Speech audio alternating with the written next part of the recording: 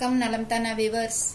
இன்னைக்கு சப்பாத்தி நான் இதுக்கெல்லாம் தொட்டுக்கிறதுக்கு ஃபுல்கா இதுக்கெல்லாம் தொட்டுக்கிறதுக்கு பன்னீர் வச்சு ஒரு கிரேவி செய்ய போறோம். பன்னீர் துருவிக்கிறீங்களா? பன்னீர் துருவி இல்லைன்னா கையில உதுத்து நல்லா கிரம்பிள்ஸ் மாதிரி உதுத்துட்டும் வச்சுக்கலாம். பட் இது வந்து துருவிக்கிட்டு நல்லா சூப்பரா பாக்குறதுக்கு ஒரு மாதிரி எண்ணெய் ஊற்றி வாணலில எண்ணெயும் கொஞ்சம் நெய்யும் கலந்து ஊற்றி வச்சாச்சு. இதுல வெங்காயம் போட்டுக்கலாம். அப்படியே செய்ய செய்ய காமிச்சுக்க சொல்லிக்கிட்டு வந்துடுறேன். வெங்காயம் நல்லா பொடியா அரைஞ்சுக்கணும். இது வந்து 100-150 கிராம் பன்னீர் இருக்கும். இதுக்கு வந்து ஒரு மீடியம் சைஸ் பெரிய வெங்காயம் நல்லா பொடியா அரைஞ்சு வச்சுக்கிட்டாச்சு. இது நல்லா ப்ரௌன் கலர்ல வதக்கணும்.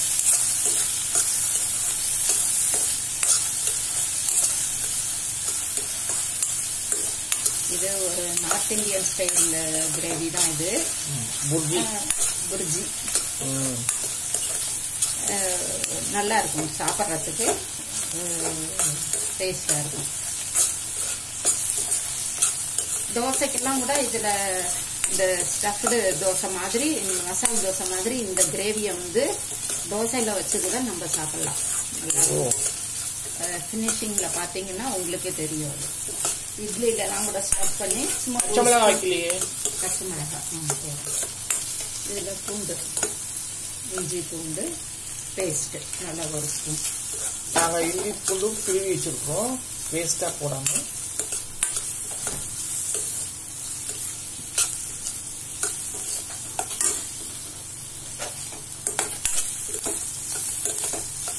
இது எவ்வளவு அளவு வெங்காயம் வதங்குதோ அவ்வளவு டேஸ்டியா இருக்கும்.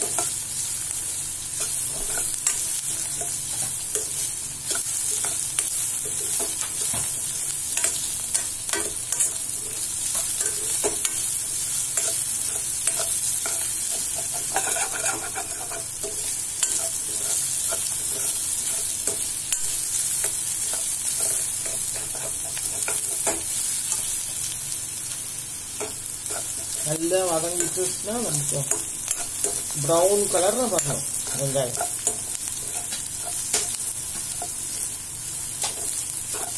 இதுக்கு முக்கியமானது கஸ்தூரி மேத்தி. கஸ்தூரி மேத்தியில வந்து நம்ம இறக்குறப்ப அதை போட்டா ரொம்ப சூப்பரா இருக்கும். பச்சை மிளகாய் 2 பச்சை மிளகாய் வந்து கீரி போடணும். இது பொடியாக்கி போட்டாங்க. தக்காளி போட்டுக்கலாம். தக்காளி போட்டுலாம். தக்காளி ஒரு மீடியம் சைஸ் பெரிய தக்காளி, அதுவும் பொடிசா இருக்கும். இவங்க இன்னும் கொஞ்சம் பொடிசா இருந்துக்கணும். கொஞ்சம் ஆமா 1-2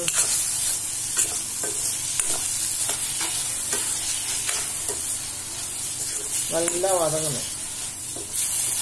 இதுலதான் இந்த டேஸ்டே இருக்குது.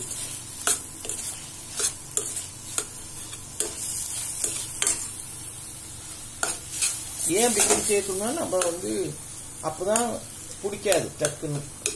அடியில சிம்லயே வச்சு நம்ம நல்லா வதக்கிட்டோம்னா டேஸ்டியா இருக்கும்.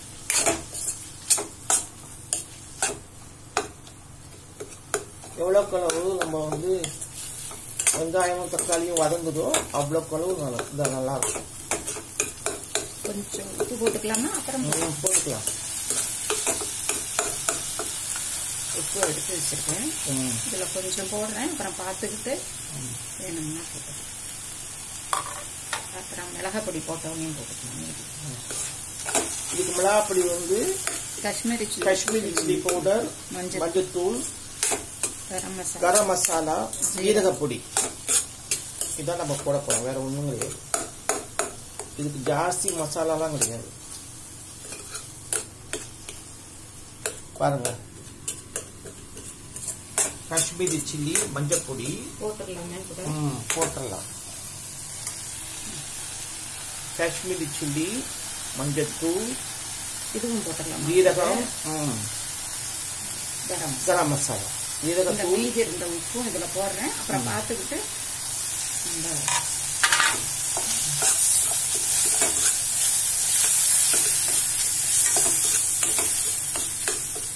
நல்லா வேகணும். நல்லா இந்த பச்சை வாசமெல்லாம் போகணும்.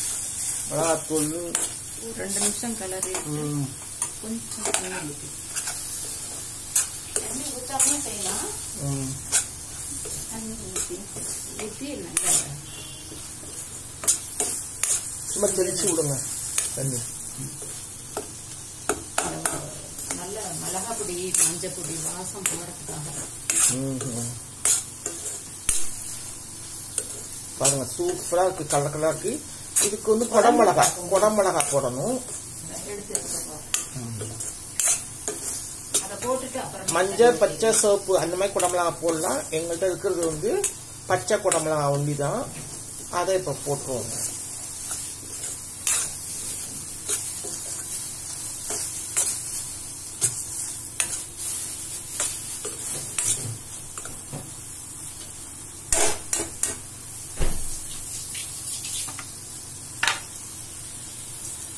இதெல்லாம் எதுக்கு காமிக்கிறோம்னா உங்களுக்கு என்னென்ன போட்டு மஞ்சத்தூள், காஷ்மீரி சில்லி, கரம் மசாலா, ஜீரகப்பொடி, உப்பு, இங்கே கஸ்தூரி மேத்தி, அதுக்குள்ள இதெல்லாம் வரிசையா வச்சிருக்குது.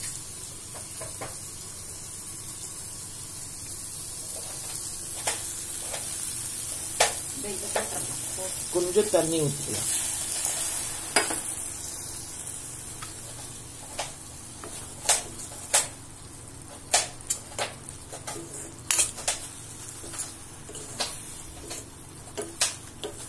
நல்லா தண்ணி ஊற்றிட்டு நல்லா மசிய வேகணும். இப்போ எவ்வளோக்கு அளவு நம்ம வந்து வேக ஊற்றமோ அவ்வளோக்கு அளவு டேஸ்டியாக இருக்கும்.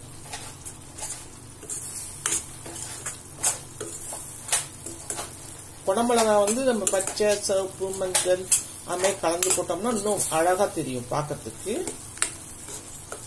இப்போ பச்சை குடமிளகாய் பொடிசா வச்சிருக்காங்க. இது ஏன் முதலே போடாம கடைசியில போடுறோம்னா அப்பதான் அதோடைய நறுக்குன்னு இருக்குது நல்லா இருக்கும். இதெல்லாம் முதல்ல வந்து போட்டோம்னா அது சேர்ந்து இதாயிடும். இப்ப போட்டோம்னா டேஸ்ட் கொடுக்கும். உப்பு போதுமானு பார்த்துக்கோங்க. சரிக்கா, பத்தலையா?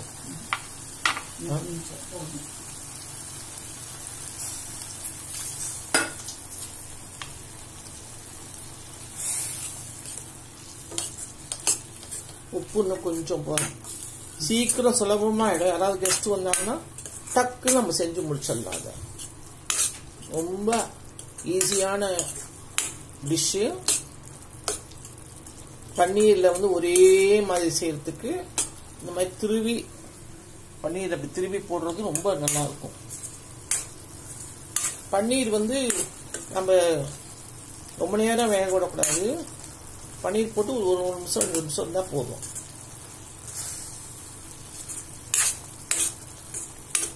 கஸ்தூரி மேத்தி கடைசியா நம்ம இறக்குறப்ப போட்டு ஆஃப் பண்ணிட்டு தான் நம்ம போடணும். குடமிளகாவும் கஸ்தூரி மேத்தியும் நம்ம இறக்குறப்ப போட்டா போதும். பட் இருந்தாலும் உங்களுக்கு காமிக்கிறதுக்கு அப்படி போட்டோம்.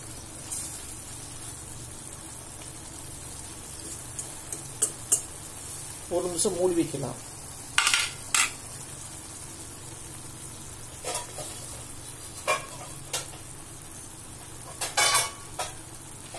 கிரேவி நல்லா இருக்கும். சப்பாத்தி, பூரி, நான், ஃபுல்கா இதுக்கெல்லாம் ரொம்ப டேஸ்டியா இருக்கும் சாப்பிட்றதுக்கு. நமக்கு பிள்ளைங்க வந்து லைக் பண்ணி சாப்பிடுவாங்க. பன்னீர் இருக்கிறதே தெரியாது. ரொம்ப டேஸ்டியா இருக்கும். இப்போ பாருங்க, மூடி எடுத்துட்டோம். நல்லா பாருங்க என்ன அழகா வந்துருக்கு பாருங்க. அப்படி கலர்ஃபுல்லா இருக்கு பாருங்க. கிரீனிஷும் இதா இருக்கு. இப்போ நம்ம பன்னீர் தூவுறோம். பன்னீர் தூவுறோம்.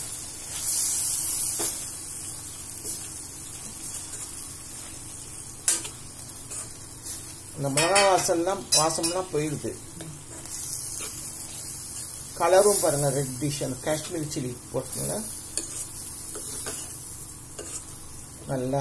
கஸ்தூரி மேத்தி போட்டு இறக்குறப்ப கொத்தமல்லி தலை கட் பண்ணி வச்சிருக்கியா? கொத்தமல்லி தலை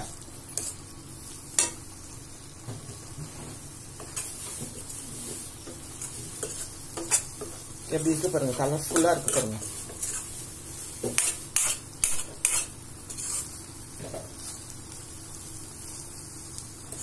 பன்னீர் துருவல் கிரேவி. கிரேவின்னு சொன்னா இல்லைன்னா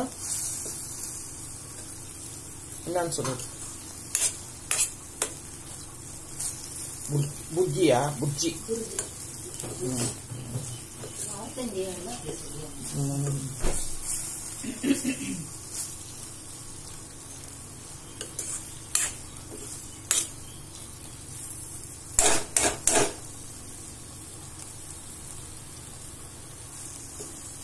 கொத்தமல்லி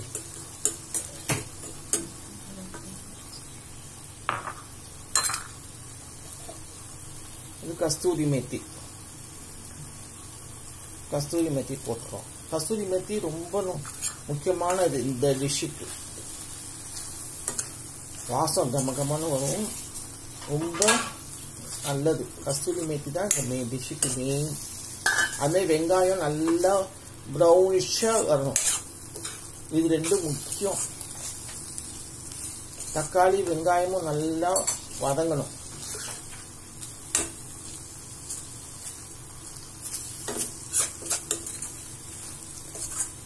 கொத்தமல்லி தலை போட்டு நம்ம இறக்க வேண்டியதான்.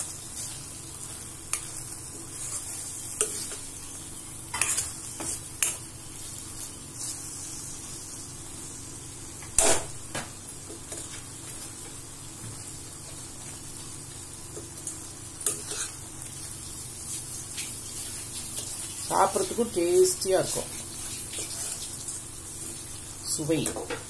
சுவை மிகுந்த டிஷ். பொதுவா நம்ம அந்த காலத்துல உருளைக்கிழங்கு மசியல் தான் பூரிக்குனாலும் சரி சப்பாத்திக்குனாலும் உருளைக்கிழங்கு. இப்ப நம்ம அது பதில் ஆஃப் பண்ணிடலாம். ஆஃப் பண்ணி ரொம்ப நேரம் ஆச்சுன்னா அப்புறம் நல்லா இருக்காது, பன்னீர் கெட்டிப்பட்டுரும்.